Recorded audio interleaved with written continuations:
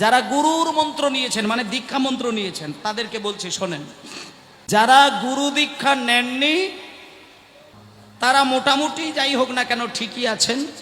আর যারা মন্ত্র নিয়েছেন তাদের জন্য একটা কড়া নিয়ম বলে দিই। গুরু মন্ত্র নেবার পরে সেই মন্ত্র যদি জীবনে কোনোদিন আপনার ভুলে যায়, অনেকে হয় না যে 1 বছর মন্ত্র উচ্চারণ করতে করতে দম করে কোন দিন ভুলে গেছে,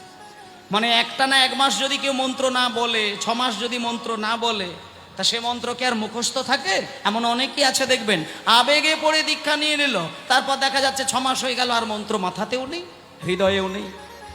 এই ক্ষেত্রে বললেন যে গুরু দীক্ষা নিয়েছেন অথচ মন্ত্র ভুলে গেছেন, এমন ব্যক্তি 108টি ব্রাহ্মণকে প্রায়শ্চিত্ত করতে হবে এবং গুরুর কাছে গিয়ে ক্ষমা চাইতে হবে এবং গুরুকে বলতে হবে, গুরুদেব